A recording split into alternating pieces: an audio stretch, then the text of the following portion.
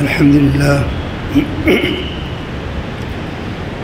لله رب العالمين والعاقبة للمتقين والصلاة والسلام على رسوله النبي الكريم وعلى آله وأصحابه وأهل بيته وأزواجه وذرياته أجمعين. أما بعد، فأعوذ بالله من الشيطان الرجيم. بسم الله الرحمن الرحيم.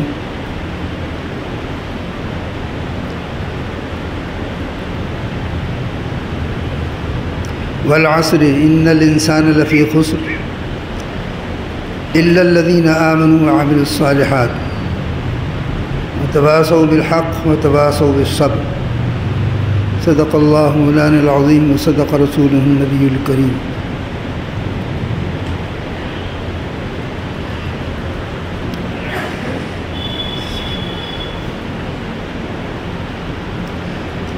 آج ساری دنیا جس طرح سے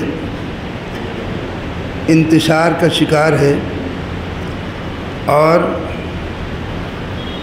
زندگی گزارنے کے بہتر سے بہتر معیار متعین کرنے میں لگی ہوئی ہے، لیکن انسانی معاشرہ اور انسانی سماج قبضے میں نہیں آ رہا ہے. شیطان اپنی چالوں میں پورے طرح پہ کامیاب ہو رہا ہے اور انسان پریشان ہے. ساری دنیا کی یہی حالت ہے، لیکن اس کی بڑی ذمہ داری چاہے دنیا کے کسی بھی کونے میں ہو، بڑی ذمہ داری مسلمانوں کی ہے. اس لیے کہ خداوند تعالیٰ نے دنیا کے اندر انسان کو پیدا کر کے اور پھر اپنی مرضی سے جس کو چاہا اپنے راستے کی ہدایت دی اور اسے توفیق دی. جنہیں توفیق دی ہے ان کی ذمہ داری دوہری ہو جاتی ہے، ان کی ذمہ داری ڈبل ہے. ایک ان کی ذمہ داری ہے کہ وہ اپنے آپ کو سیدھے راستے پر چلا کر رکھے،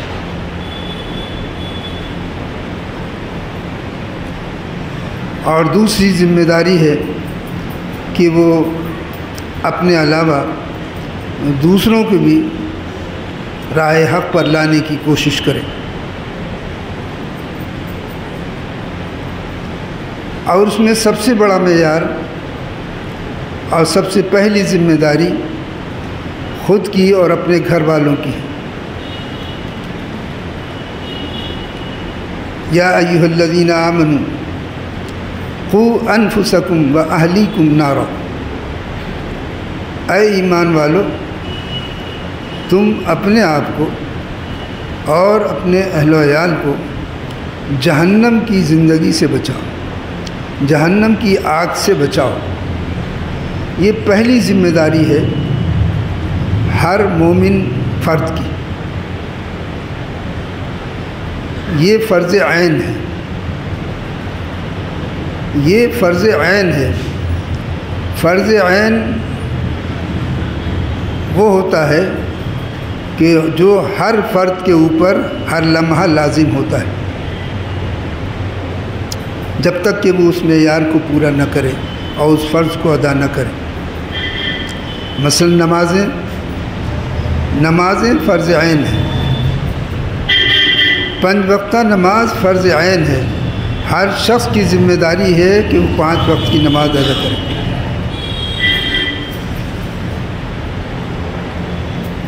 نماز جنازہ وہ بھی نماز ہے، لیکن وہ نماز جنازہ فرض کفایہ ہے، وہ فرض عین نہیں ہے.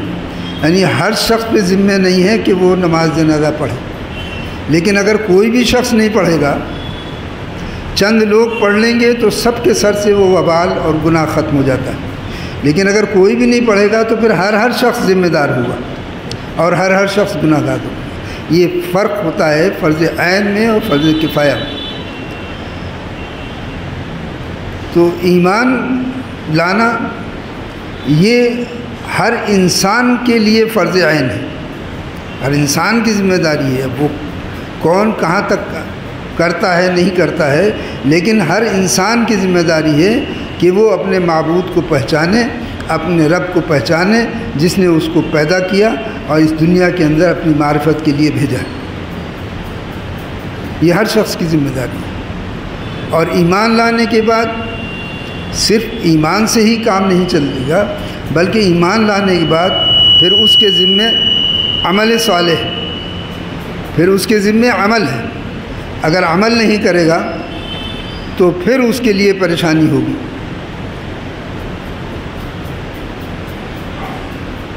عمل انسان کی ترقی کے لیے اور اس سے ہمیشگی کی نجات کے لیے عمل ضروری ہے، اور عمل انسان کے اندر خود بھی کرے، اور سب سے پہلا معیار ہے کہ وہ اپنے گھر والوں کو جہنم کی آگ سے بچائے، جس کا ایندھن انسان اور پتھر ہے۔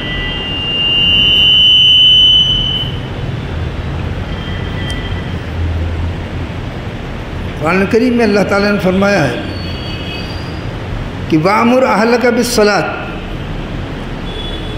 تم اپنے گھر والوں کو نماز کا حکم دو، یہ ذمہ داری ہے۔ یہ کہہ کے نجات نہیں ہو سکتی کہ ہم نے تو کہا تھا اس نے پڑھی نہیں، بیوی سے ہم نے کہا تو کہتے تو بہت ہیں، وہ نماز پڑھتی نہیں۔ یہ سمجھانا اور اس کو لائن پر لانا یہ آپ کی ذمہ داری ہے۔ آخر زندگی کے شعبے کے ہر کام تو وہ کرتی ہے، کیا کام آپ کا نہیں کرتی؟ ٹھیک ہے آپ کے پاس پیسہ ہوگا، آپ نے روٹی پکانے کے لیے اور جھاڑو برتن کے لیے کسی کو رکھ لیا ہوگا، لیکن ہر شخص تو نہیں رکھتا ہے۔ تو آپ کی زندگی کے ہر کام تو وہ کر رہی ہیں، برتن آپ کے دھو رہی ہے، جھاڑو آپ کے گھر میں دے رہی ہے، بچے آپ کے پال رہی ہے، کپڑے آپ کے دھو رہی ہے، دن بھر آپ کے گھر کی نگرانی کر رہی ہے، آپ کے معاملات کی نگرانی کر رہی ہے، سب کچھ تو وہ کر رہی ہے آپ کے لیے۔ تو پھر نماز ایک ایسی چیز ہے کہ آپ کیوں نہیں سمجھا پا رہے ہیں کہ اس کے کوئی وہ نماز بھی پڑھنا چاہیے اور نماز ضروری ہے۔ یہ آپ کی ذمہ داری ہے، سمجھائیے اس کو، بتائیے اس کو۔ وَأْمُرْ أَهْلَكَ بِالصَّلَاةِ وَاسْتَبِرْ عَلَيْهَا، اور اسلام میں جو مشقتیں آتی ہیں ان مشقتوں کو آپ کو برداشت کرنا ہے، چاہے نماز کے موسم کے اعتبار سے ہو، آپ کے وقت کے اعتبار سے ہو، آپ کی تجارت کے اعتبار سے ہو، آپ کی ملازمت کے اعتبار سے ہو، جس اعتبار سے بھی ہو، جہاں تک مشقتیں پیدا ہوتی ہیں اور جہاں تک مشقتیں برداشت کر سکتے ہیں ان مشقتوں کو برداشت کرنا آپ کی ذمہ داری ہے۔ وَاسْتَبِرْ عَلَيْهَا، کیونکہ لَا نَسْأَلُكَ رِزْقًا، ہم تم سے رزق نہیں مانگتے ہیں۔ اللہ تعالیٰ فرماتا ہے ہم تم سے کھانے کے لیے نہیں مانگ رہے ہیں، ہم اپنے فرشتوں کے انتظام کے لیے تم سے نہیں مانگ رہے ہیں۔ لا نسألک رزقا نحن نرزقک، رزق تو ہم تم کو خود دے رہے ہیں، رزق تو ہم دیتے ہیں تم کو۔ آج ایک معیار چل پڑا ہے، اسلام نے احتیاط بتائی ہے، بات آ گئی ہے تو سری دست اس کو بھی سمجھتے چلیں کہ اولاد کے سلسلے میں اسلام نے احتیاط بتائی ہے، آپ احتیاط کیجئے، اپنی صحت کا خیال رکھیے، بیوی کی صحت کا خیال رکھیے، اپنی معاشی معاملات کا خیال رکھیے، لیکن آپ خیال نہیں رکھیں صرف اس خوف سے آپ بچے کو پیٹ کے اندر ہی فوت کر دیں، ختم کر دیں، حمل گرا دیں، یہ آپ کے لیے جائز نہیں ہے۔ احتیاط پہلے سے آپ کریں، وہ آپ کا حق ہے، لیکن کسی زیرو کے آ جانے کے بعد پھر اسے ختم کرنے کا آپ کو حق نہیں۔ ولا تقتلوا اولادکم، اپنی اولادوں کو قتل نہیں کرو، خشیۃ املاق، تنگ دستی کے ڈر سے کہ کہاں سے کھلائیں گے، کہاں سے پلائیں گے، کہاں سے آئے گا۔ ارے تم کو، تمہارے باپ کو، تمہارے دادا کو، تمہارے خاندان کو کون دے رہا ہے؟ اللہ تعالیٰ فرماتے ہیں کہ نحن نرزقہم، ہم دیں گے ان کو رزق، تم کو بھی ہم رزق دے رہے ہیں، ان کو بھی ہم رزق دیں گے۔ تو اس خوف سے کہ تنگ دستی کے خوف سے تم جانوں کو ہلاک کرو، یہ تمہارے لیے تمہارا حق نہیں۔ آج یہ سب ہو رہا، یہ بے راہ روی ہو رہی، احتیاطیں نہیں کریں گے اور اس کے بعد ذی روح کے آنے کے بعد اس کا قتل کرتے ہیں۔ یہ بہت بڑا سخت گناہ، اس سے انسان کو بچنا چاہیے۔ لا نسألک رزقا، ہم رزق تم سے طلب نہیں کر رہے ہیں، ہم رزق تم کو دے رہے ہیں۔ والعاقبۃ للتقویٰ، اور انجام تو تقویٰ اختیار کرنے والوں کے لیے ہی بہتر ہے۔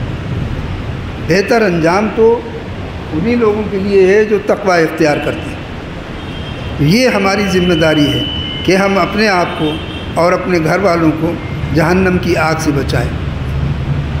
ایک حدیث پاک ہے، حضور اکرم صلی اللہ علیہ وسلم نے ارشاد فرمایا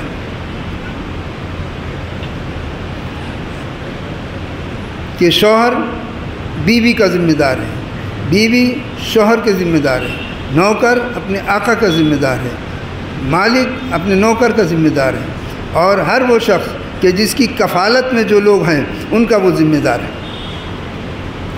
آج اگر اس معیار پر ایک سماج تیار ہو جائے، ایک خاندان تیار ہو جائے، ایک معاشرہ تیار ہو جائے، ایک سماج، ایک خاندان تیار ہو جائے اس معیار کی زندگی کا کہ ہم اور اپنے اہل و عیال کو جہنم کی آگ سے بچائیں گے، اگر اس معیار پر اپنے آپ کو زندگی گزارنے کے لیے تیار کر لیں تو ایک ایسا صالح معاشرہ بنے گا جو دوسروں کے لیے مثال بنے گا۔ اور جب ہر سماج اس طرح سے، ہر خاندان اس طرح سے اپنی ذمہ داریوں کو اٹھا لے اور اپنی ذمہ داریوں کو برداشت کرنا شروع کر دے اور اپنی ذمہ داریوں کو سے کام لینا شروع کر دے، تو کوئی وجہ نہیں ہے کہ آج دنیا جو منتشر ہو رہی ہے، دنیا جو پریشان ہے، دنیا کو جو زندگی کا راستہ نہیں مل رہا ہے، وہ بہت آسانی سے اسلام نے جو راستہ بتایا ہے وہ راستہ اسے مل سکتا ہے۔